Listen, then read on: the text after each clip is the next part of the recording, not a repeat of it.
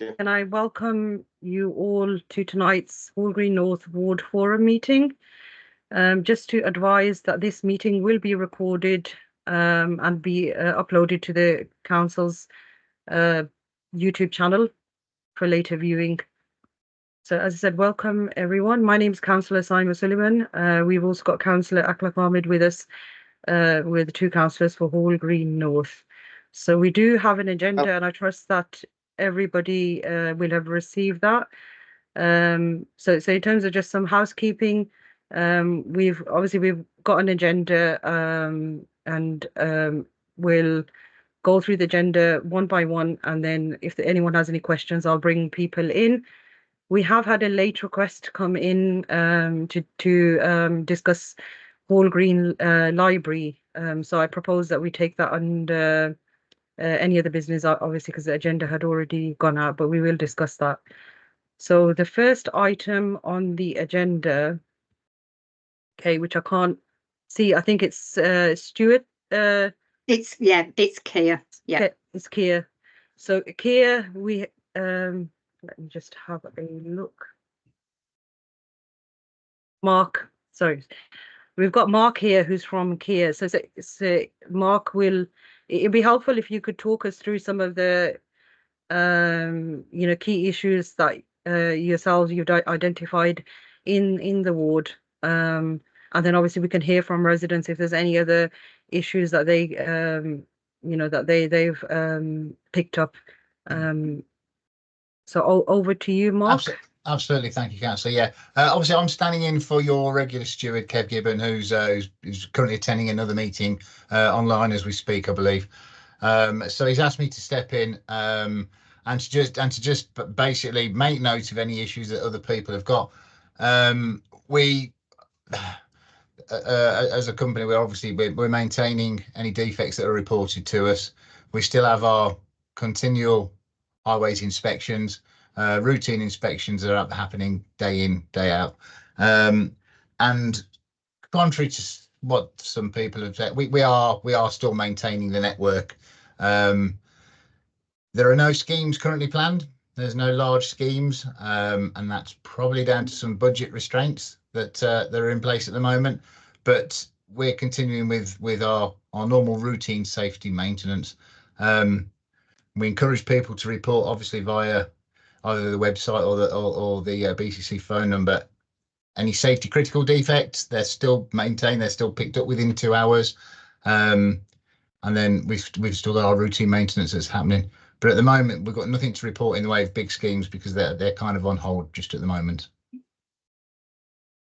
Thank you very much for that, Mark. So I have to say, I have found our highways steward has been very responsive in terms of when we raise issues. I don't know, obviously, Mark, whether you'd have this information to hand, but one of the issues that we, as local councils, along with residents, have really been campaigning for is the resurfacing of Reddings Lane. I think that, the last visit that we had out there with it was with yourselves and with our district engineer as well as the cabinet member for transport. I think there was some recognition in terms of the condition of that road being quite poor. So in terms of major schemes, do you have any information around what the time frame is before because obviously that would fall under a major scheme. Is there a time frame that you have that that might potentially we can push for that? No. And to be absolutely honest with you, there are no timeframes for any schemes because there are no resurfacing schemes being signed off at the moment. So Kier and BCC are currently in discussions regarding our service level and what we're providing. There are implications to the budget cuts, and yeah, we've basically there's nothing approved at the moment. That's all we really can say. The patching, the safety critical defects will be treated as they always have within 2 hours. Cat 2 jobs are then raised, but when it comes to full resurfacing schemes, currently nothing's been signed off by the city. Thanks for that, Mark. I'll now open up for questions. So if anyone has any questions at this moment in time, if you could raise your hand and I'll call you in order that I see the hands. At the moment, I've got Councillor Akhlaq Ahmed. Would you like to come in? Yes, sir. Thank you, Chair. First of all, I'd like to thank Mark for covering Steward. I'd rather have somebody at least turn up rather than nobody turning up. And I think Kier doing. And Mark, I think you know, my experience with via Fix My Street app and the BCC website regarding potholes and the state of the roads. I would like to thank you for doing some very good and hard work, especially with the budget restraints that you have. That's the first thing. Secondly, I think, Chair, if we could open it up, the meeting, to the residents, and let's get some feedback from the residents, and then I suggest we hand over back to Mark and we take it from there. Thank you, Chair.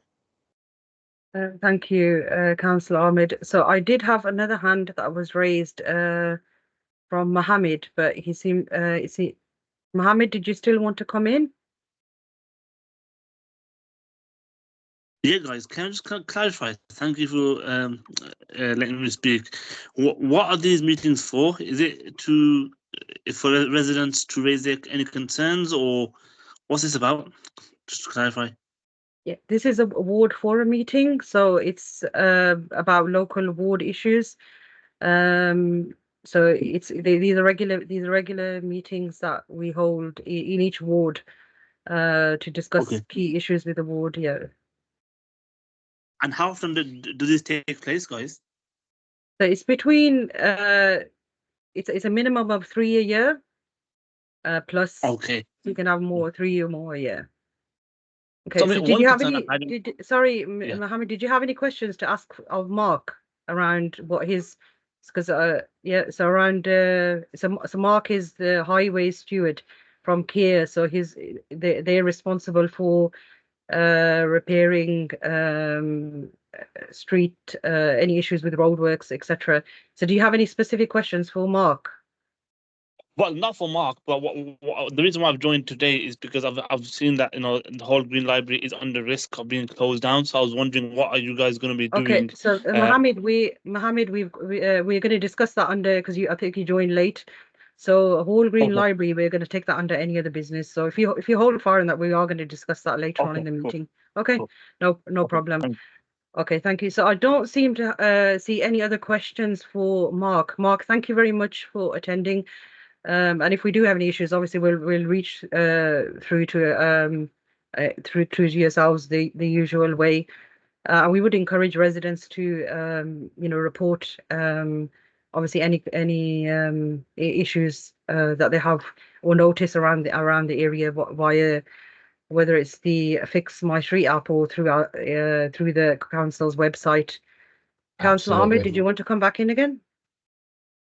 Yeah, just wanted to highlight, Chair, that there are some people from outside the organisation who are trying to get into the meeting, but they do not have the Teams features.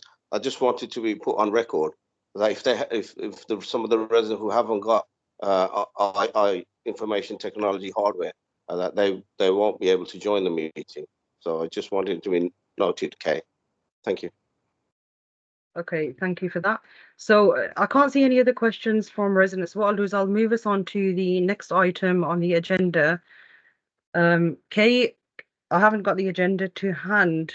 Is it? I think it might be. It's the police update next. Okay, yes, so brilliant. it's the sergeant. Thank you, Kay. So we have with us Sergeant Ben Bridgewater, who is the new sergeant for Hall Green Police. We also have with us PC John Carroll, and is that Sergeant Chris Scallon? Have I got that right? Brilliant. So in terms of, first of all, I'd like to welcome Sergeant Ben Bridgewater to Hall Green, and obviously welcome Sergeant Chris Scallon to this meeting, and PC John Carroll. So if you can sort of talk us through, first of all, obviously taking on this role and what your, so, you know, some of the issues that you've been dealing with around Hall Green, and then we can hear from residents in terms of their experience. We had a really good relationship with your predecessor, and I hope that we can continue that on. So if I pass over to you, Sergeant Bridgewater, it'd be great to hear from you. Yeah, thank you, Chair. I'm Sergeant Bridgewater. I am new to the neighbourhood, having joined back last month. From an operating model within West Midlands Police, we have changed slightly, so we have new officers on the team who are obviously getting to grips with the local area. The new operating model does mean that neighbourhood officers are responding more to calls. So if you're making calls to 999 members of the public, we are attending them and investigating them as well. So we are managing our own crime reports now, which has changed slightly, which is taking a little bit of adapting to. Overall, calls for service, we are answering calls far quicker than we were previously. Yeah, from myself, I am keen for my officers to get obviously involved in any local events and obviously engage with yourselves, and I'm keen to hear what issues you councillors have raised and members of the public, so that we obviously can look to action them. That's what I brought my colleague PC John Carroll. He's been on the neighbourhood team for a few years now, so he does know the area better than I do, so I'm quickly trying to learn. And obviously I brought Chris along as the new strategic lead across the constituency. Thank you, Sergeant Bridgewater. So if I kick off with some of the sort of key issues that have been raised with us as councillors, and I'm sure some of them will be really familiar with you, because I think there's issues across the city. So I think one of the key issues that we've got in our ward is around speeding. So there's particular, especially our main streets. So we've got the Stratford Road, which runs through the ward. We've got Readings Lane, Cateswell Road. So some key main roads that we've got in the ward. And not just that, we've got like other side roads which we see like speeding and poor driving. And the other thing that we have in Hall Green is around certain times of year where the house burglaries increase. We also have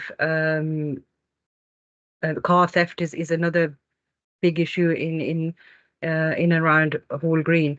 Now, one of the issues that I raised with your predecessor was around, and I know it's a problem, and in terms of with resources of the police was the visibility around police in the area, and I suppose you hear that from other places as well. I understand that the resources issue, but I suppose the concern that residents in Hall Green have is that a lot of the times the police seem to be called away to other areas, and obviously because Hall Green is probably not seen as much as a priority as other areas.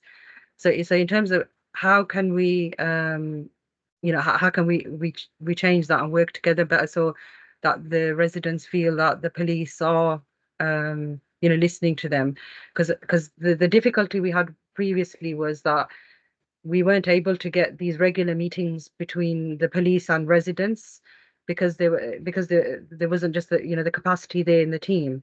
So I've seen like in other wards you have like a copper with a copper or something like that, just something regular so that residents can actually raise their concerns, so that people don't feel that we're not getting heard, if that makes sense.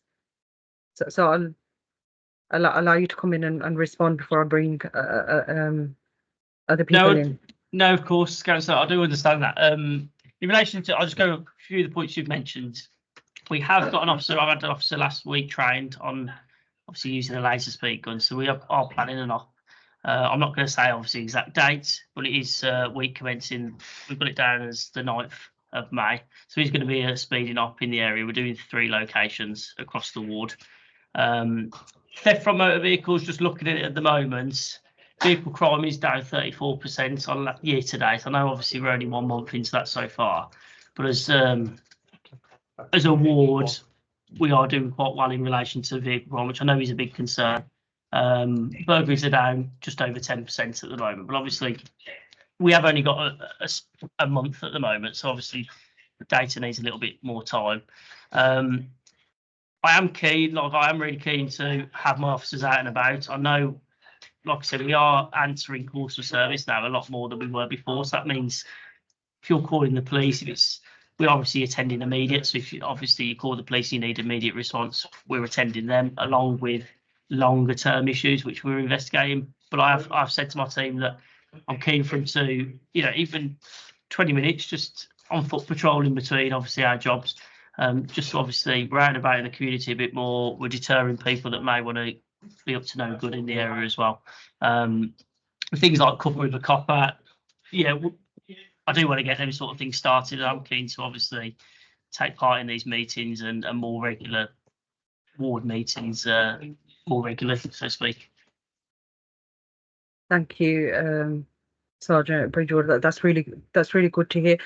There's a couple of questions that have come in the chat. I don't know if you can see them. Would it be helpful if I read them out, or are you okay to just have a look? I will have a look now. Okay. Any that I don't know, I will get back to people. See if obviously people are willing to leave any details, or if we can get them through the, if Kay is able to provide any of them. I'm not sure how these meetings work, but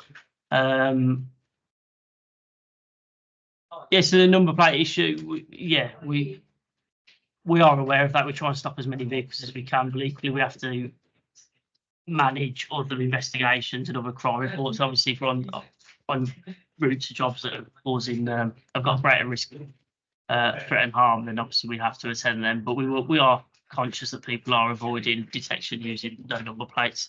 Thank you. Thank you, Sergeant. The second, with regards to obviously whether it's the lack of bobbies on the street or due to increase in HMOs, I couldn't comment on that. Obviously I've got a police what the area I've got. I wouldn't want to comment on that, unfortunately. And yes, I would be willing to come to Hall Green Library for a cuppa, definitely. Thank you, Sergeant Bridgewater. So I've got a couple of hands raised, so I'll take them in order. I've got Councillor Ahmed first.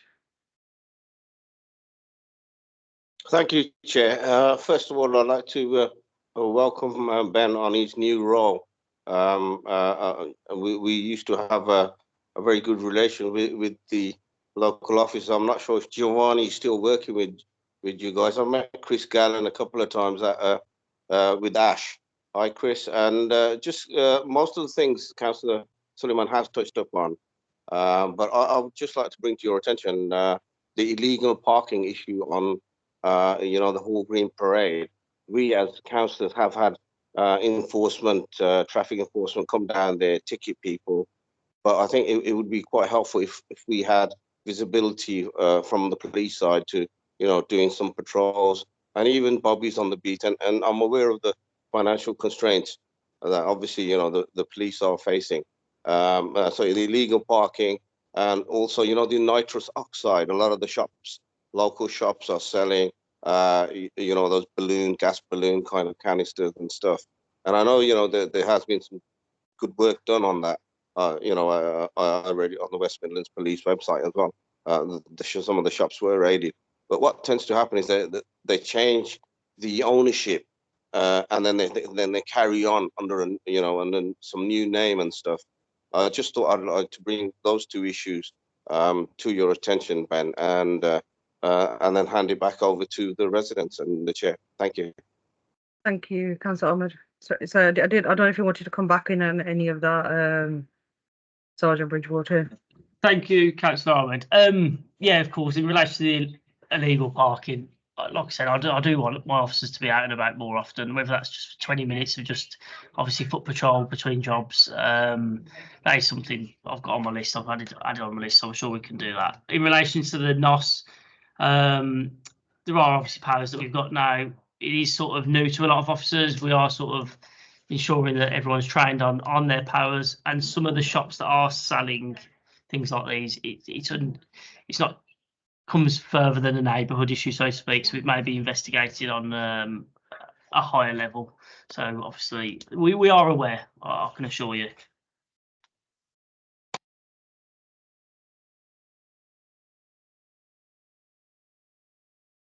Chair, I think you're mute. Councillor Sorry, Silverman, you're on apologies mute. for that. Apologies. Thank you. Sorry, thank you for that, Sergeant Bridgewater. I've got next. I've got Bob Harvey, who would like to ask a question. So far, Bob, would you like to ask a question? Yeah, I've got one or two comments. Firstly, taking up on what you mentioned yourself, Councillor Sullivan, about the visibility of the police in the area. And I used to attend regularly. There used to be monthly tasking meetings in the Hall Green ward, at which the local police team would come. There probably 2 or 3 members. I remember, Giovanni Esposito and Jason Roberts were regulars, as well as the current sergeant of the day. And we would get police reports, and also they were well attended, and local residents were able to raise issues with the police directly. But since the COVID lockdown, I'm not aware of any such meeting at all happening. That's more than 3 years ago. I used to chair those meetings for a certain period. Can you hear me okay? I can see people. Yep, okay. And I looked before the meeting, I looked on the National Police UK website for Hall Green, and I was quite concerned about the high level of violence and sexual offences in the list of total crimes. It's almost 50% of the total, 47.7, I think, percent. And I find that really concerning. I'd be interested to know whether that's mainly domestic or, I don't know, related to other crimes or what. And also on that same website, it's got mention about the bottom of the page, your local policing team, and there's different headings there. Policing priorities. It says there are no there are no policing priorities available to display. Then under meetings and events, there are no meetings or events scheduled.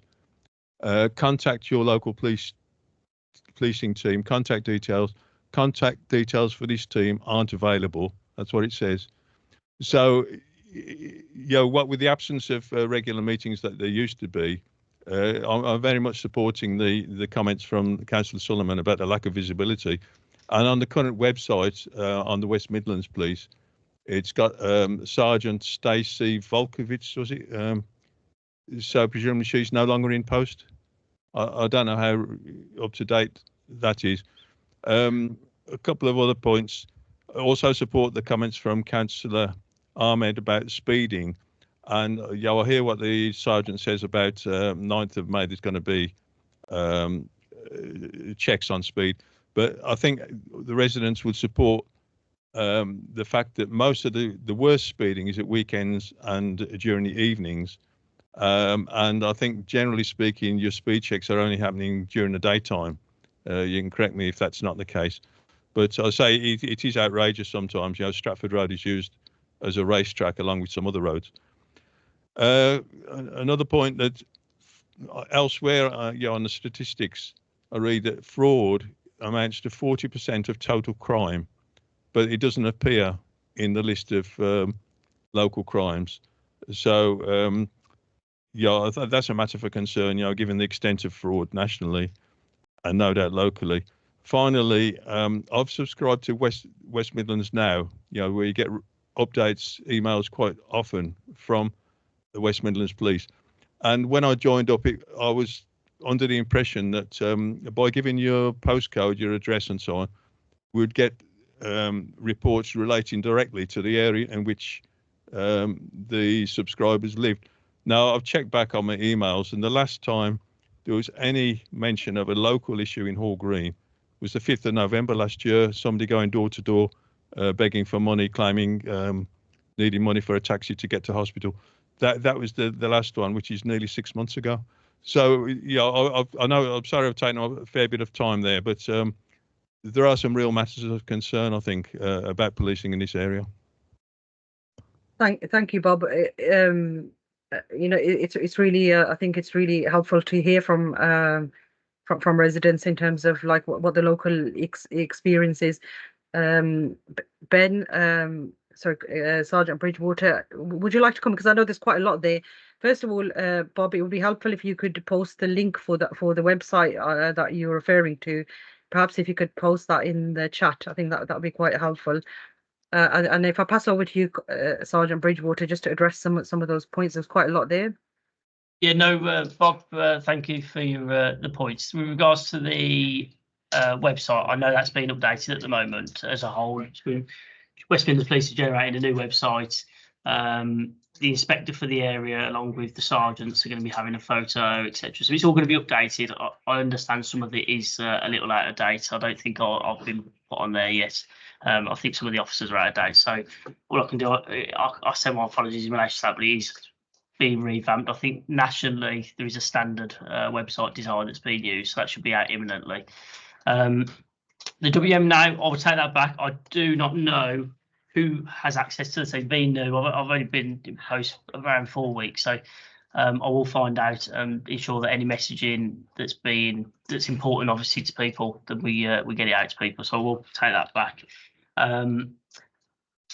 With regards to violence, I'd have to look further into the breakdown of that. Just looking on my notes, I know we've got, obviously, we said about domestic abuse violence, that's down 36%, so I don't know where that is coming from. However, serious youth violence is up at the moment, but obviously we are talking 1 or 2 offences in a month. So comparing it to last year is difficult at the moment. But obviously at the next board meeting we should have some more concrete figures in relation to performance year to date.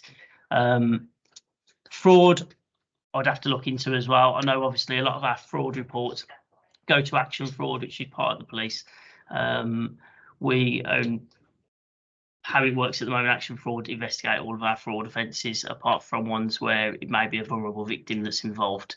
The officers will attend. What else did we have? The speed up. I do know there are a number of locations. We have to be really careful from a neighbourhood point of view which locations we're choosing, purely because of obviously certain roads are,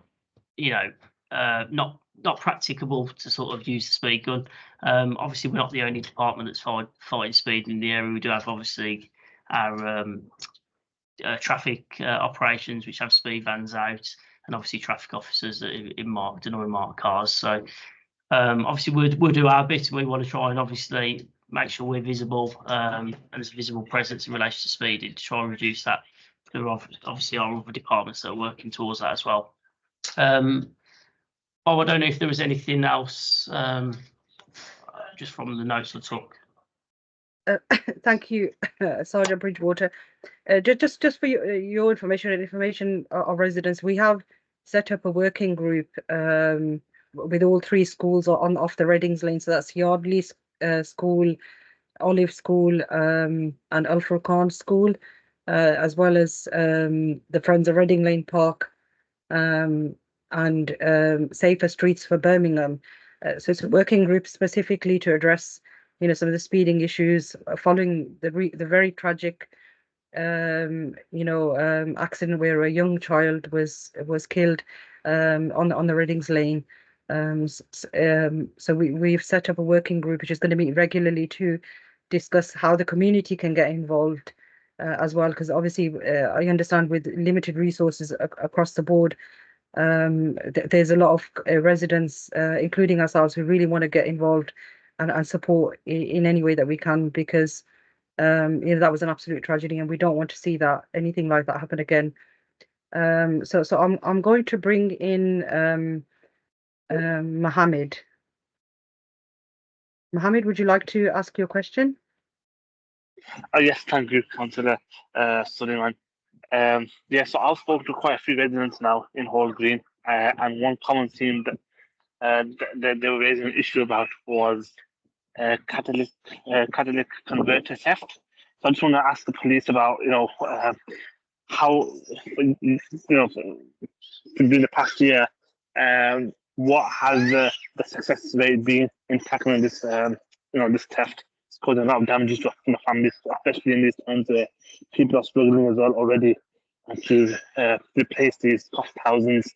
So, what are what steps are the police taking to reduce this crime within Hall Green? That's my question.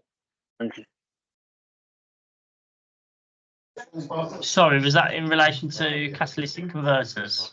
Yes, the Yes, question yeah. was around that, because we do have quite a high rate. Obviously, I don't know compared to other areas, but there's this is an issue in Hall Green, which is quite concerning to residents. I mean, we've had residents contact us where we've had like a series of, on particular roads where they've the thieves have targeted a whole road. So just I think what Mohammed's asking is what are the police doing around that?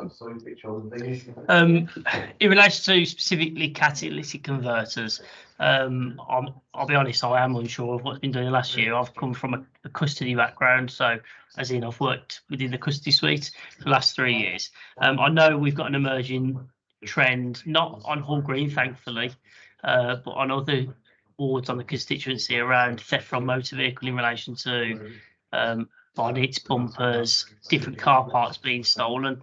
There is an actual operation ongoing that the investigation teams, our CID, are leading on that. We know how much, obviously, these sort of thefts affect people. As a member of the public myself, I know exactly the same, but a lot of these thefts form part of a bigger picture where we're able to put a lot of offences to 1 or 2 people. So I do understand, obviously, the impact it has on you. With regards to catalytic converters, I would have to get back to you on that. I just do not have the data for that or the information. Thank you, Sonia Bridgewater. I think it'd be really helpful because I think obviously I appreciate that you're fairly new to the role, but I think these are like key issues that are in Hall Green. So I think it's helpful for you to sort of hear these early on, and then to the next meeting, if you could just bring the details around that, I think it'd be really helpful for residents and ourselves to sort of see, have that information. Bob, I'll bring you back in. I think you're the last speaker that I've got wanting to ask a question. On this item. Just following up on a comment from Sergeant Bridgewater about the violent and sexual offences. I think he said the low numbers, and I've put in the chat where I got all the statistics from, which is the www.police.uk. And if you just type in Hall Green, it will bring up all those statistics. But the most recent ones there for February this year, 151 crimes in total, and of those 72, not just a handful, 72 were crimes of violence or sexual offences. And to me, it's by far the biggest single category of crime. Almost, I'd say it's almost half, 47% of total crime, and that's a pattern which has continued like over the previous 12 months as well. Roughly half of all the crimes are of violence and sexual offences. So, I think that that's an area which definitely needs attention by the police, and of course, it's for anyone who's been a victim of that type of crime. It can be life-changing. It puts the fear of going out into people, and so on and so on. So, maybe more information about the type of violent or crimes that have happened in the area may be useful to a meeting such as this in future. What I would say, just having a look at that website, I've just logged onto that. A lot of them violent and sexual offences will be domestic related. Obviously, the data only breaks it down into 4, from what I can see, the 4 top reported crimes. Domestic violence does form a massive part of our work as the police, and we are recording more offences. Just how obviously crime statistics change. So yeah, I can get on. If you give me a few minutes, I'll kind of have a look at February's figures and just see how they compare to what you can see on the police.uk website. That's great, Councillor Bridgewater, and I think this has been really, really helpful to have you here. And I think just taking on board Bob's point and Mohammed's point, I think we'd really welcome, as we said, just getting back into that regular contact with the police, so that the residents can have reassurance as well, and as well as feed back what the key sort of issues are around the ward. So we'd really welcome that, whether it's a copper with a copper or what they're doing in other areas, just that regular, I think, or whether it's in the way that Bob mentioned that previously we were having. I think we did try and revive that with Luke, but because there was the resources were so scarce, he just found it really difficult to set up those meetings. So yeah, we would really welcome that. What I suggest is that we move on. Sergeant Bridgewater, you may want to stay for this one because I think the next one is discussing some of the plans that we've got for road traffic measures on Hall Green Parade. So it might be helpful in terms of, or it's up to you. You may be busy, have to get off, but it's not entirely up to yourselves. You're welcome to stay. So that I'll move us on because Chair. Just interject. Sorry about this. Through you, Chair. Thank you, Sergeant Bridgewater, and thank you, PC John Carroll as well, and thank you for your time. Thank you very much. Yeah, no worries at all, councillors. I'll stay on the meeting. Thank you. So I'll move us on because I don't see any other questions. I'm going to share my screen. So yeah, shortly, I'll see if I can share it. So what we have here, so obviously Bob touched on this earlier, and I think Councillor Ahmed also touched on this, and it's been a reoccurring issue that we've had, which is Hall Green Parade. Obviously, we've seen over the last couple of years, the increase in dangerous illegal parking on either side of the Stratford Road, a number of issues around there. So what we've done is we've identified some funds through the Brum Breathes money, which is funds that are allocated to each ward, and they come from the clean air zone money. So it's been devolved to each of the different wards. So we've identified some of that money that could potentially go towards some measures that would address some of the issues on Hall Green Parade. Now, those funds will not cover the whole of these proposals, so I'm going to share the proposals shortly. So we'd have to identify further funding for that, but I thought it'd be really helpful if I could share the initial proposals that the district engineer has come up with yourselves in this meeting, just so that we can start beginning to get a consensus over what we think could work there. Obviously, I'm sure all of you would agree that we do need to address this issue. I live not far from Hall Green Parade, and day in, day out, every evening, I'm noticing the issues getting worse. So it does need to be addressed. So what I'll do is I will share each of the proposals. So there's 4 proposals. Now each of them will have a different cost attached, which we haven't been given the breakdown yet of the cost. But I think initially, if we look at each of the proposals, and if I can get some comments from residents in terms of what they think of the proposals. So I'll read out the summary attached to each of the proposals, which has been given by the district engineer, just to explain a bit, because sometimes these drawings can be quite complicated and not easy to understand. So I'll share my screen.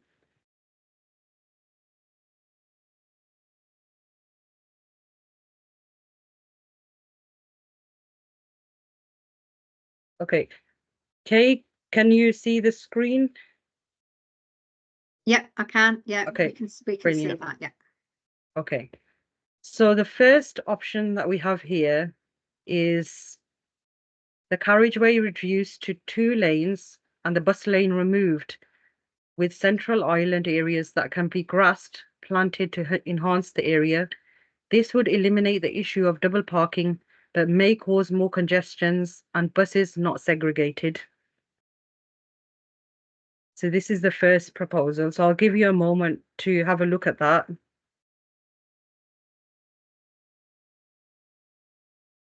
So does anyone have any questions on this one, this particular proposal? Or would it be helpful for you to see all of them and then take questions at the end? I think seeing if they're going to be relating to the same piece, say Hall Green Parade, I think that would be useful to compare. Okay, and then we'll have questions at the end, yeah? Yeah. Okay. Could you put the images? Sorry, could you put the images in the chat so we can have a look at them whilst we talk? Yes, I can do that. But what shall I? If you could just This one screenshot in it and then. Yeah. What I'll do Thank you. is, yeah, let me share them all and then I'll put them in the chat box. Is that okay? Okay.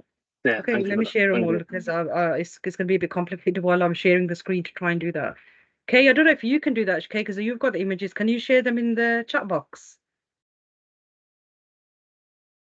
I can't open the images. That was Oh, my you can't open problem the to images. share because for some reason I've got them as a private document. I've got some Okay.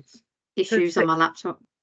So even if I share them, will that mean that some residents might not be able to open them because Well, they're private? you seem to have managed to share them. I Hmm. couldn't actually share them, so you could see. If not, Councillor Suleiman, I know you want to make you want to get an idea of people's views tonight. If you wanted to get an idea of people's views tonight, but I could also send out the images to the ward mailing list if that would that'd be help. great. If you could email them to everybody. Yeah, I can do That'd that. be great. I think that'd be great. You could email them.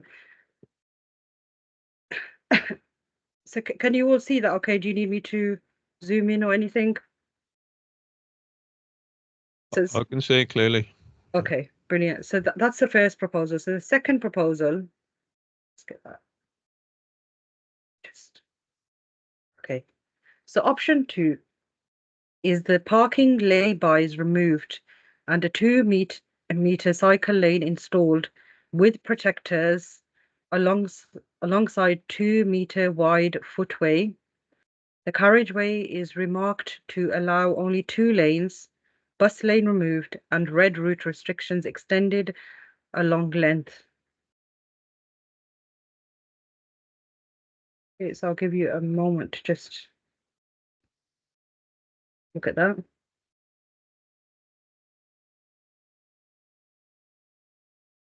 So this proposal would include bollards all across the opposite side. So I think this is where the cycle lane would go. So can you see my mouse just moving along there? Yeah, we can see that. Yeah. Okay, and then the bollards on the opposite side. So I think this is the area where you find a lot of parking across there at the moment on all these sides. So this would address that. There's a proposal for guarding rails to go up around these corners as well. Again, we've noticed, the parking is double parking or the parking on the curb around here that goes on. Okay. And I'll move us on to the third option, which is this one here. So this option is a 1.8-meter cycle lane installed alongside a 1.8-meter wide footway minimum and curb line altered to retain parking laybys. The carriageway reduced to 2 lanes, bus lane removed, with a narrower central island area that can be grass planted to enhance the area.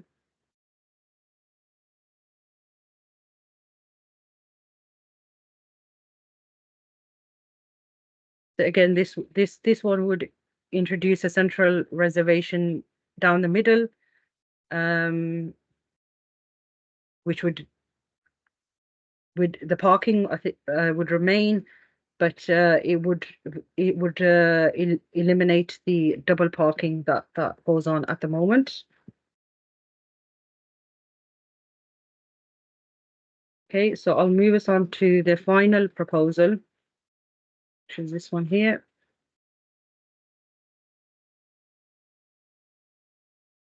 Okay, so this proposal is for traffic calming measures along the service road on the section of Stratford Road.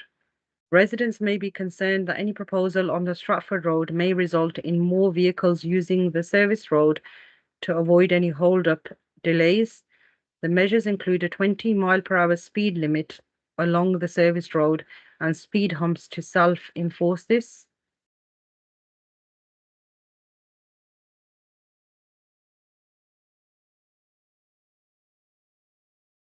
Okay. So I hope those are all clear. I'm happy to open this up for us to discuss now. I'll stop sharing the screen. Stop sharing that so I can see who's.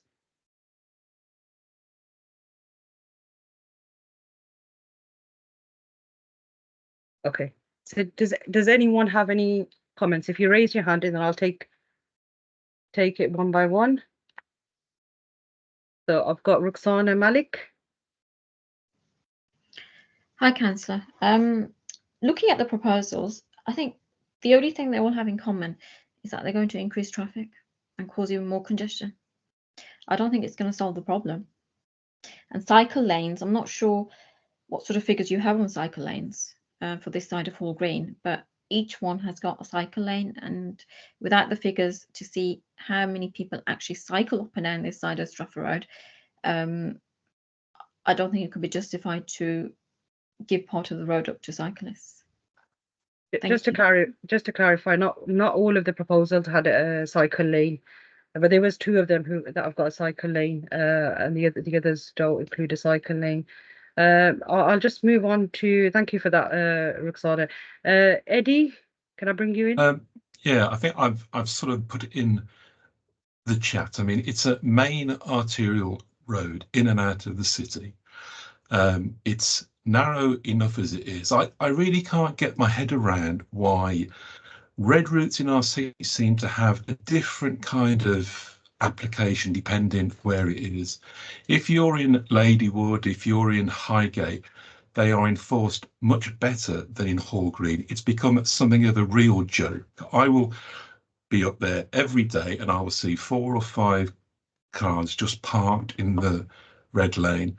The money that it would cost to put this extra engineering in just seems to me very misplaced. I think if you're going to spend it on anything, spend it either on cameras so people actually moderate their behavior because they get fined. It would also catch lots of the cars that have no number plates at all. And I don't want to get too sort of silly, but actually lots of people drive around Hall Green knowing the chance of them being caught are very small, and it's creating a real problem here, not just about parking, but just the nature of living here. And I know I'm acutely aware that the police are short-staffed. I'm acutely aware that the traffic warden are short-staffed. But even if you look at the traffic wardens, to employ 1 or 2 extra, they would make that in a couple of hours in terms of the fines they would impose. And you need to change the culture here. The culture is becoming, to hell with the police, to hell with the traffic.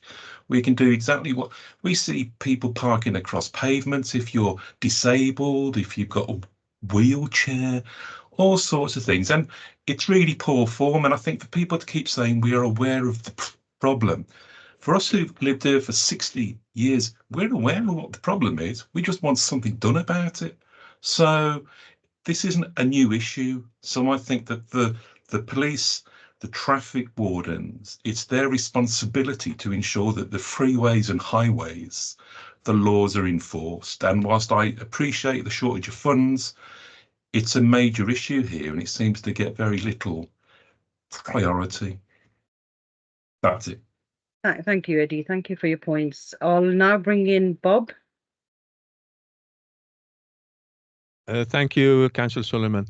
Yeah, a couple of points from the diagrams that I've seen. And by the way, I appreciate the offer that was agreed, I think, with Kay Thomas to send these diagrams around by email to everybody so that you can spend a bit of time looking at the different proposals and giving a thoughtful response, especially to those who have not been able to join this meeting. But there's some good points there, particularly the line of bollards or railings on the side of the road opposite the shops. I mean, it has been a real problem of people parking completely blocking the pavement. So I think that's would be a sensible move and money well spent. But I also consider the businesses along Hall Green Parade. It seems to come alive in the evenings. I mean, the majority of the retail outlets are like hot food takeaways, restaurants, and so on, aren't they these days? And I think the business owners need to be included in a consultation on any scheme of this kind. And I'm also thinking about the need for commercial vehicles to be able to access those properties to make deliveries to the businesses. So I don't know whether that's been taken into account. I'd support the question that's been raised about the number of cyclists who would use Stratford Road. I mean, you've got wide pavements. I mean, I do see cyclists riding along the footpath, and yeah, there would be room on that wide footpath to create space for cyclists if you wanted them to be segregated from pedestrians. But also, the bus companies need to be involved in any consultation on removing a bus lane. And I know that it's only really one service, isn't it? The number 6, which goes along that stretch of Stratford Road. And they're not particularly frequent. So whether you can justify having a bus lane for one bus every 10, 15 minutes, I don't know. But I think at least the bus companies need to be involved in any consultation on removing the bus lane altogether. But it is the bus lane that gets blocked, isn't it, by this double parking. And finally, on the point of the remove, some of the options include removal of parking spaces, and that would have a significant impact, wouldn't it, on the businesses, which depend on people who are mostly arriving by car, I would suggest. And the point that's already been made by Eddie about enforcement, I think that's very valid. So those are my comments for now.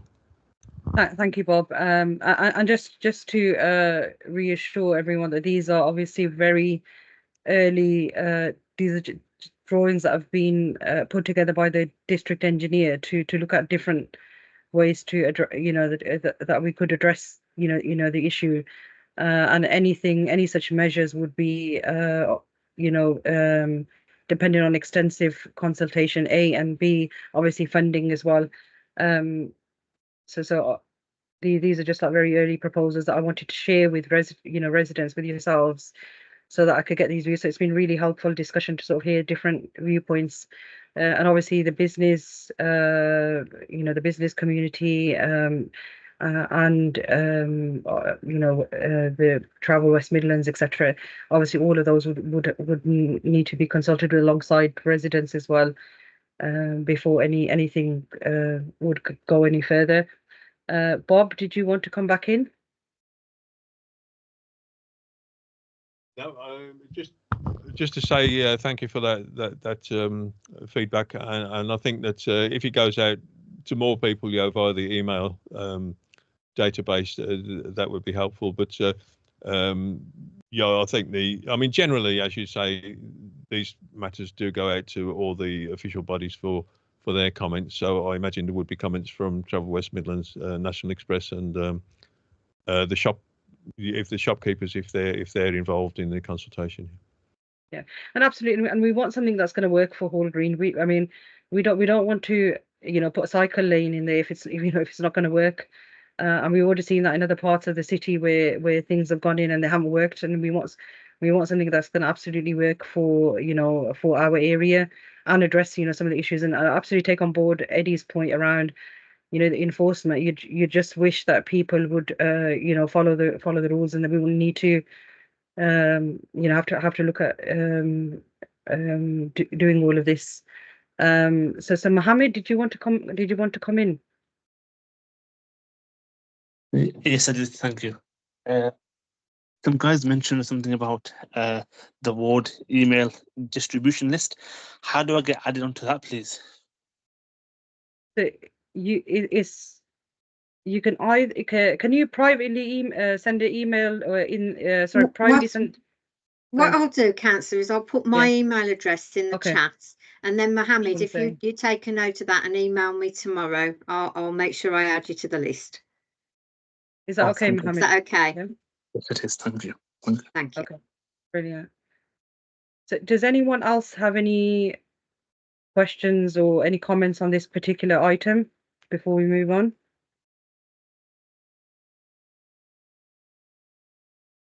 I've got a question actually. Mohammed. Sorry, did you want to come back in, Mohammed? Yes. So someone got in touch with me recently, and I noticed when I was on Tetley Road, there was an untaxed vehicle. Now, Okay. I had to go on Facebook and raise an issue, create awareness of it. And Nikki Brennan, I believe, got in contact. Now it's not her area, but she said she'll do something about it. But in those types of situations, what is best to do, and what is the police doing to address untaxed vehicles on public roads? It's been parked there for, I believe, last time I went there was a couple of days ago. It's still there. It's been a couple of months now, I believe, I've been told. So you can report an untaxed vehicle online, so on the gov.gov website, and obviously I think there's been issues where people have reported and they haven't, nothing's been done, and then they've got in touch with councillors and we can support in trying to push for that. But in terms of with the police, what they actually do, I don't know whether we've still got Sergeant Bridgewater on this, whether you'd like to comment on that particular point. Yeah, in relation to untaxed vehicles, ideally they should be with the DVLA, which the council has gone through. You can report online. We do have enforcement powers. We can only take them after 2 months of the vehicle being untaxed. So that's just something to bear in mind as a police point of view. Has to have had 2 months lapsed. Obviously, it should ideally go to the DVLA because it does take up a lot of our time away in recovery, and we have to manage the different jobs that we have. But if we do have problem vehicles that you have reported to DVLA and they're not being moved, then please send them through to our inbox. It's I'll put it in the chat for everyone so they can send through to the team inbox. Okay, thank you. Just to clarify, I did. It was raised with the DVLA. It was raised through Fix My Street, I believe, the app, but nothing got done about it. But thank you. And it's been there. It's been untaxed since January now. Okay, thank you. So just send me an email. I'll put the email address in and I'll see what I can do with that. Thank you, sir. Thank you. Thank you, Sergeant Bridgewater. That's really helpful. I've got somebody who's the name is just as A. Sorry, can you just introduce yourself? Tell us your name. Sorry, can you hear me? Yeah, we can hear you. Sorry, who's? His name's Ahmed. Okay, Ahmed. Welcome, Ahmed. Do you have a question? Hi, you're right. Nice to meet you all. I just wanted to double check. Did you say the car has to be untaxed for 2 months for something to be done? I don't know if I heard properly. I just wanted to double check. For police to enforce that, it has to be within 2 months. 2 months. It has to have lapsed by. Okay. I don't know why that is the case. That is just it's just like from our point of view. But obviously, DVLA they can enforce that when it's untaxed. Just to double check, a car can be untaxed on the road for 2 months for something to be done about it. No, this is for the police to take action. So I think in the first instance, if in the first instance you report it to the DVLA, so you're on the .gov website. So if you report it there, so I think what Sergeant Bridgewater was saying is that in terms of for the police to then step in, it's after 2 months. But in the first instance, it's you report it to the DVLA because it's their responsibility in the first instance. Awesome, thank you. Guys. Yeah. Okay, thank you for that. I can't see any further questions, so I believe that's the end of the case. Is that the end of the main agenda? It is, yeah. We've just covered everything. Okay. Any other business now? Yeah. Okay, brilliant. Thank you. So we've come to the end of the agenda. What I agreed at the sorry, Chris, Sergeant Gallen, did you want to come in before we move on? Hello. Yes. Sorry. Just very quickly. Have any of the people here heard of Nextbase? Nextbase is a reporting scheme online, and it is for phone footage, dashcam footage of dangerous speeding drivers or anything like that. You film it, you upload it, you put your details on, and they have an agreement with our CJU, and it goes through to a policing unit who will then look at prosecuting the driving and the nature of it. Obviously, that's not double yellow lines. That is very much a case of if you report it and officers are there, we'll give tickets. But I just wanted to give people a little bit of a heads up about something called Next Base. And like I say, it is a very effective way. And the one thing you'll get in the Next Base is if they are successful, you'll get an email to say that that car is being prosecuted. So it isn't a case of you submit and then don't know. You submit and then you'll find out whether or not any actions have been taken. So it's one that I'm trying to get out in Sparkbrook, in Sparkhill, and places of that vein. I just wanted you yourselves to be aware of that one as well. So it can be CCTV footage, it could be cell phone footage. Don't know why I'm American all of a sudden. I meant mobile phone footage. It could be dash cam footage, anything like that to show dangerous, reckless driving, inconsiderate driving. It will be reviewed by Nextbase and the police, and if any action's taken, you will be made aware. So I just wanted everyone to be aware of that bit. And before, and then finally, I understand, Bob, earlier you did mention WM Now. The most recent one was about an Asian male going round, knocking on doors, crying, trying to get money for a taxi.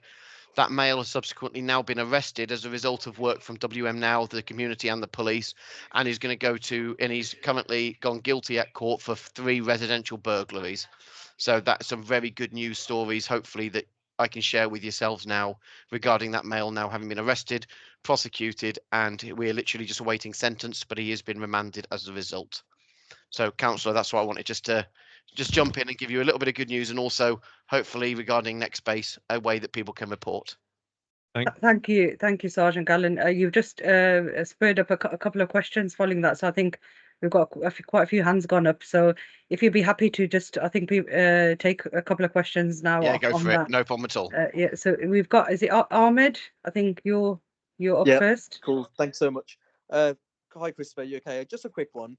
Do we have to put the person's number plate on? And also, whether people that are on their mobile phones whilst driving or stationary, even though the ignition's on, can we report them people as well? And you can indeed. Oh, sorry. Last question. Yeah, and, absolutely can. Yes, you can. Can we report it anonymous, or do we have to give our details? No, this is the one thing that you have to do with the dash cam, because the footage has to be evidential. So I've put a link on there as well so that people can access the database and have a look. But if you were to give your evidence and the person contests it, then there may well have to be an attendance at court in relation to the evidence. But it still will be a prosecution, and the evidence is key, not necessarily your attendance. So there is a way of reporting it. Unfortunately, it isn't anonymous, but there is a reporting method. And sorry, the second bit was yes, mobile phones. If you film them on mobile phones, yes, you can. That is one of the other. That's driving without due care and attention, Section 3 of the Road Traffic Act. And yes, you can subsequently be prosecuted for that as well. Did you say I need their number plate? Sorry. Ideally, you'll have their number plates via the dash cam footage. If you've got the video or the dash cam, you should be able to hopefully see a number plate of that vein. It's on the submission. You have the make, model, and even if you get a 3/4 partial, I believe there are some variables that they do accept. So hopefully, like I say, if you go on the site, have a quick gander, they might be able to give you a clearer a better understanding. Because although I haven't used it, I'm aware that people have successfully done it. So. That's okay. No problem at all. Thank you for that. I've got Bob wants to come back in. Bob. Yeah, I just wanted to say thank you to. Is it Sergeant Galton? Is it? Yes, Sergeant Gallen. Yeah, Chris Gallen.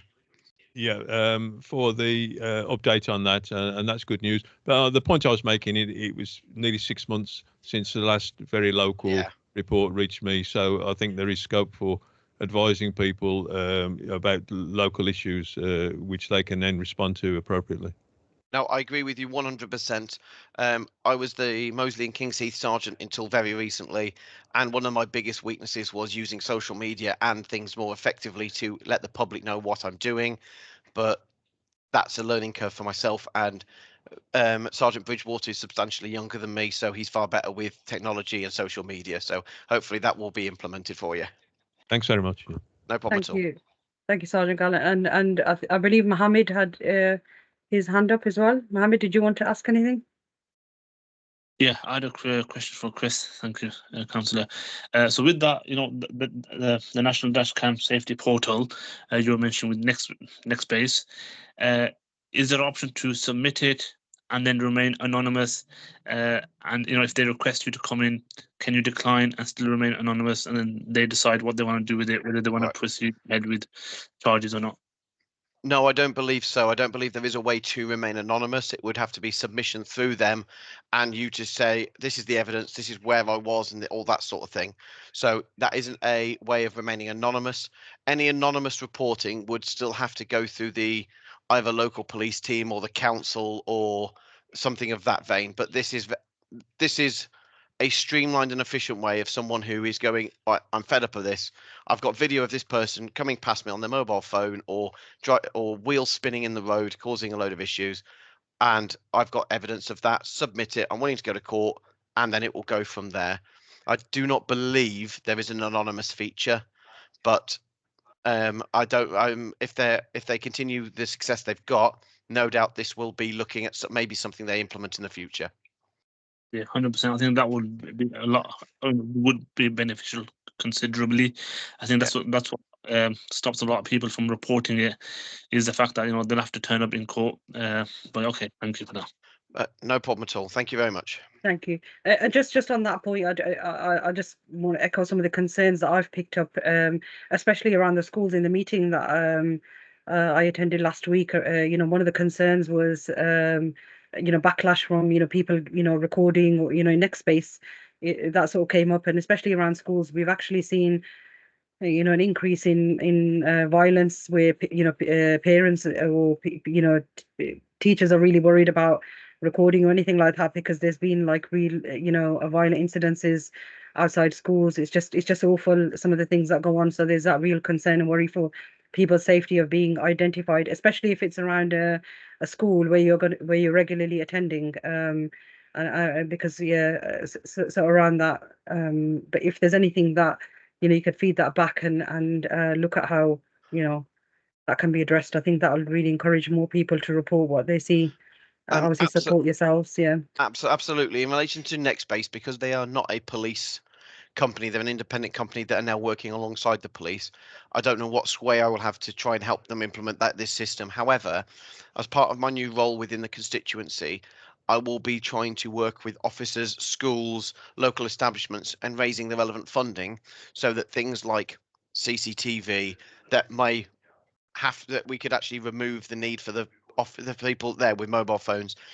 I'm not going to sit here and say it's going to be an immediate success or anything of that vein, but this new role that I intend, the new strategic element of what I'm trying to do within the Hall Green constituency is look at funding streams, assist with funding, find partners, agencies to work together in order to tackle long-term and long-standing issues. Parking and speeding vehicles is a blight across a lot of our society, especially across the Hall Green constituency. I've been to Sparkbrook, Sparkhill, Springfield, Moseley and Kings Heath ward meetings. As Kay knows, I've seen Kay more times than my family. I go to all these meetings and the message is very much the same. What are you doing about speeding cars? What are you doing about the parking? What are you doing about making our schools that bit safer? So now that in Hall Green, they freed me and another officer up to try and tackle this. We're not going to be restrained by the local neighbourhood issues, which is what the sergeants here will be dealing with. We are going very much more strategically focused, and hopefully we'll be able to feed into the sergeants some good news about progress that we're making to tackle the issues that you all raise in these meetings. So to say thank you for everyone for attending and voicing your concerns.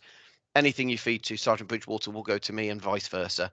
We work very closely together. In fact, if I do that, I can actually touch his shoulder. So I appreciate you all allowing me to talk in the meeting. No, thank you very much. That's Sergeant Gallagher. That's been really useful, and I think this kind of communication with ourselves and residents is just it just shows it's you could just pick up sort of local knowledge of what's going on the ground and what people are feeling and thinking by Well, this. Sorry, Councillor, I'll try and get a thing out to you soon. One of the first things I'm going to do in the next couple of weeks is we're going to try and arrange the coffee with a copper sort of thing for the local strategic element, and we're going to be starting it at the temple at Pitmaston Road in Hall Green. Oh, brilliant. So That's I will brilliant. try. You'll be one of the first places we get to. We'll try and disseminate it so people can come and engage with myself and PC Shah, who are going to be running this team, and anything we get, we will feed in. So we have taken it on board already from this meeting, and we'll look at actioning it as soon as we can for you. Brilliant. Thank you. Cheers. That's great to hear. Thank you. So now we can go to any other business. For those of you who joined late, I agreed to take discussion around Hall Green Libraries under any other business.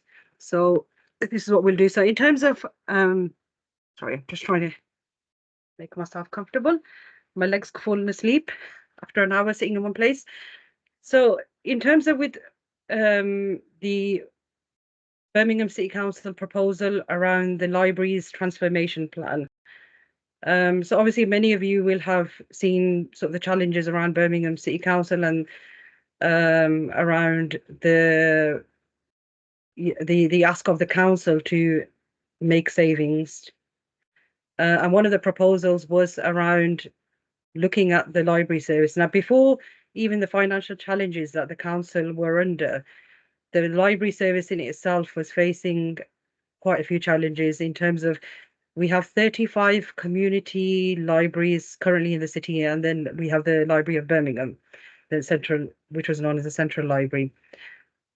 However, because of the financial difficulties, we were actually operating only 27 libraries, because across the city you'll see that there'll be libraries that are closed for 3 days a week, or in some cases 2 days a week, or they open. The opening times were quite varied. So in terms of providing a comprehensive library service across the city, that was quite a challenge. And then the other thing is we do have the mobile library service as well, which is one van, which obviously if you say that we've got 69 wards in the city, so 35 libraries, so you still got large parts of the city that do not have a library building obviously in the wards. So obviously there was existing challenges around there. Anyway, so obviously this proposal that the council have gone out with is I think there's 4 options that they've put to the members of the public and wider for the council to consult on. So at the moment there's consultations going on. So there's online consultations, there's face-to-face consultations, and there's also the online survey. There's a survey as well that people can fill in. So there's 3 different ways that people can participate in the consultation. So in terms of with Hall Green Library, I know that there was concerns around an issue that was raised from residents around the first online meeting, which was on, I believe it was on Eid Day. So we asked for that to an additional meeting to be put on place for that. And then in terms of with the face-to-face consultation, which was on Friday, again, there was concerns raised around that, and we've asked for an additional one to put on for that. So I actually attended the face-to-face consultation, which was on Friday, and it was quite well attended there. So I spoke to some residents that were there. So there was obviously these face-to-face ones is constituency wide. So it's people from from different parts of the constituency, not just Hall Green. And obviously there's opportunity there for people to ask questions and look at the proposals in detail and ask questions of the officers. So what the option for what their proposal is saying is to bring 2 services, combine 2 different services, which one is the Neighbourhood Information and Advice Service alongside the library service. And that would mean that there would be a lot of additional support, brought into libraries so that people in communities could access things such as digital services, early intervention, help and support. So the details of the proposals are all online. One of the things that I want to stress, which I think, unfortunately, there's been a lot of speculation out there, is that no decisions have been made on the libraries. And this the consultation obviously will formulate whatever the outcome is. So the other thing in option 4 is the proposal was to save 25 building-based libraries plus, so it's in 25 onwards. So it's not the some of the information that was out there saying that there's 10 libraries, 1 per constituency. So that information is incorrect. So the proposal, if you look at it in detail, is about saving 25 plus building-based libraries with a mixed model of delivery. And the other key thing, I think, point is around the increase in the mobile library offer as well. So that's part of the option, the recommended option that BCC have put forward. So in terms of with ourselves as local councillors for Hall Green, we've engaged with the Friends of Hall Green Library, which many of you know that have been working in the library for a number of years, very early on when, in terms of even before the consultation went out, just to hear, what their thoughts were around that. So I think, absolutely we want to hear like what residents' views are, around the consultation and the process, so we can feed those back. And of course, we'd encourage everyone, the more people in terms of from Hall Green that we can get to participate in the consultation, have their views heard, we'd encourage that. And if anyone's got any specific issues around the consultation, please raise that with us, so we can, that we can then raise that further, in terms of with the council. So I'll leave it there so I can give people an opportunity to come in. So it's, if you'd like to sort of contribute, please raise your hands, and I'll take it in order of the hands that we have raised. Eddie, would you like to come in? Yeah, firstly, I'd like to say thank you for hosting this evening's meeting. I appreciate it's online, which makes it feel a bit remote. And whilst I appreciate people sometimes prefer not to switch on their cameras, I think it would be quite good if our councillors actually turned on cameras, because I think some people wouldn't actually know who our councillors are. So that's just one thing moving forward.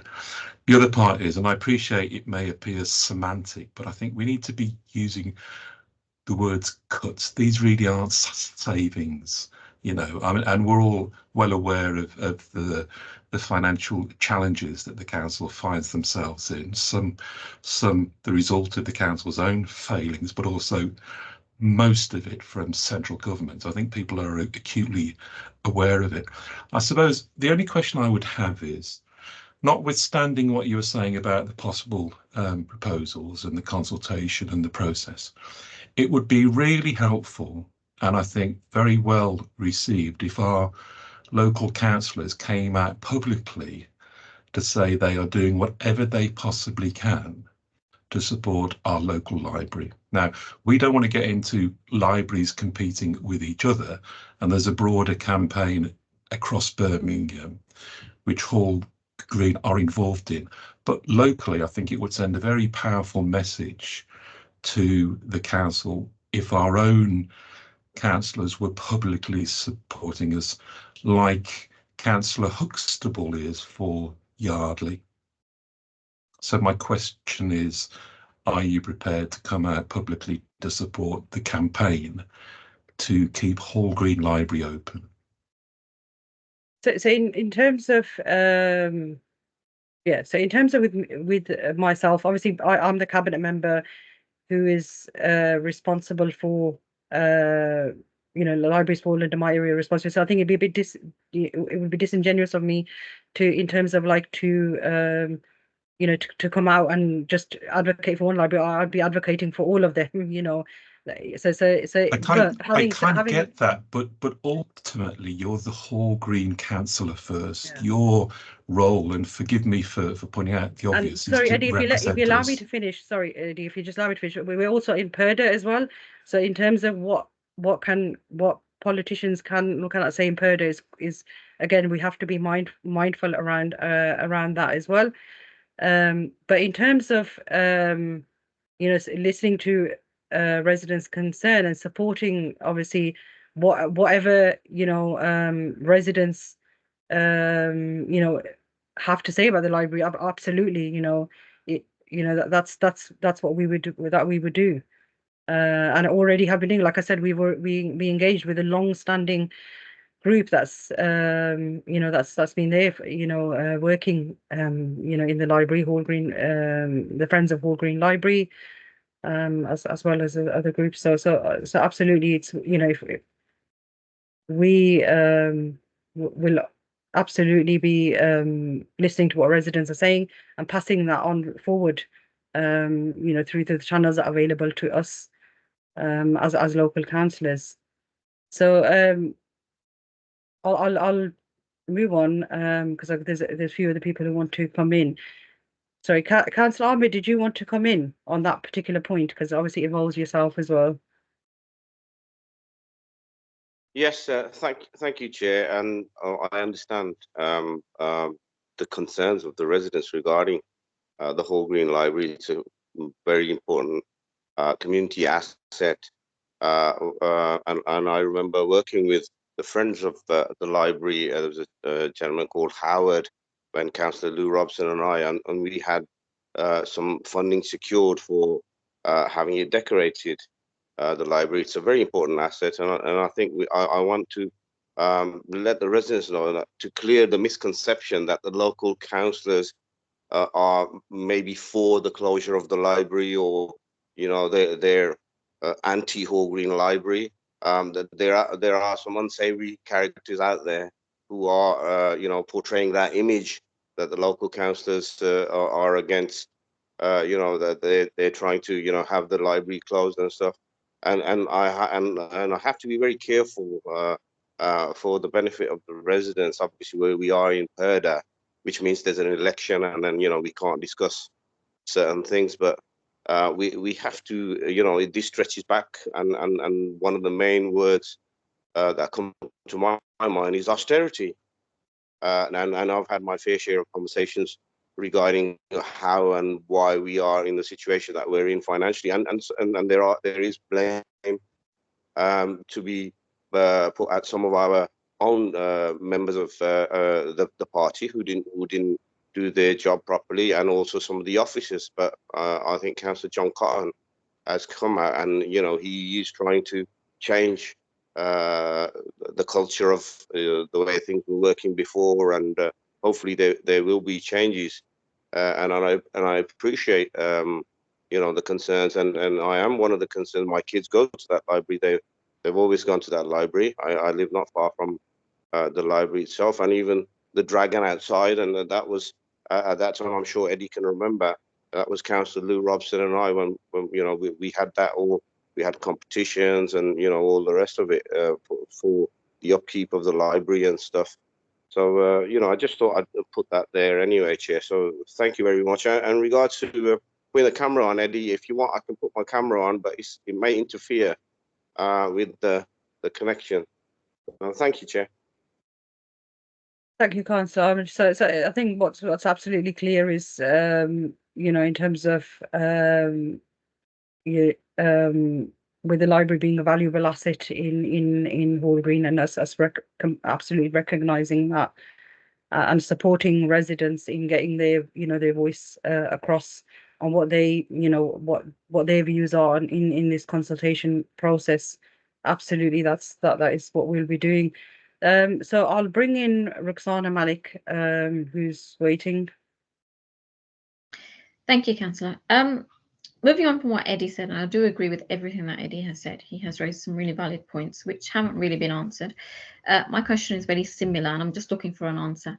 So putting the consultation aside, we all know there's a consultation going on. We all know where to get it from and what to do with it. Are the councillors personally committed to supporting the campaign to save Hall Green Library?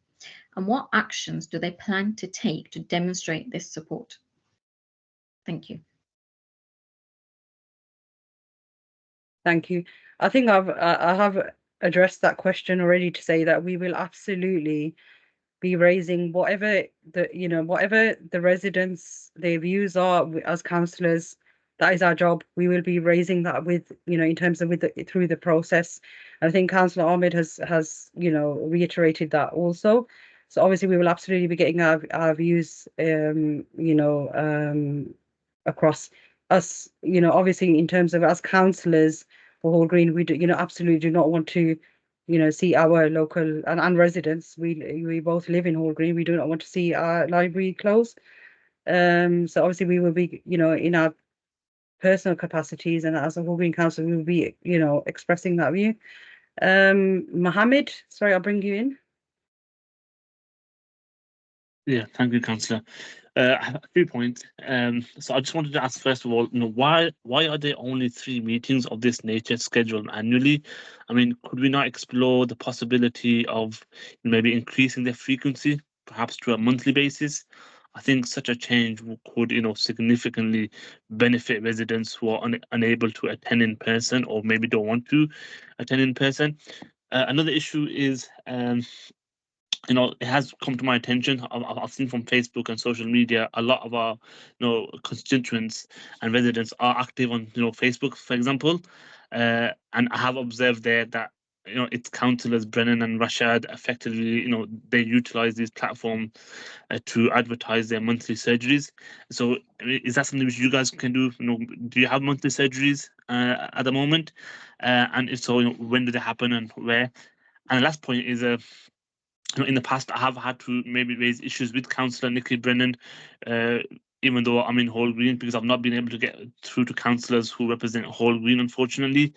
So maybe could we look at that and go down the road of potentially establishing Facebook accounts for yourselves and Councillor Akhlaq, which may which will allow down the line to streamline communication with residents and enhance their accessibility to voice their concerns. Yeah, that's what I wanted to say. Thank you. Thank you, Mohammed. Yes, so we do have a Facebook page. So so we do already have we have a joint one and then individual ones which you can follow. And in terms of our surgeries, yes, we do have monthly surgeries which are advertised on the council's website. So we both have individual monthly surgeries. So to take on board your point around these meetings. So at the moment there's constraints around the council's funding around these meetings. Kay, I'm not sure if you know any further information around how many of these we can now have moving forward. Is that extend to online meetings as well? As I understand it, Councillor, going forward, due to staffing reductions, there will only be support for 3 of these meetings, including online meetings. But that's not to say that you can't hold some community meetings on your own if you want to, but formal, noted or online meetings, it's just 3 per year. Okay, thanks for that, Kay. So in terms of moving forward, Mohammed, on that point, we do have another meeting planned for June, which is a local funding fair. So a lot of local community groups have approached us in terms of to get put in touch with funders or get more information on how they can access local funds locally.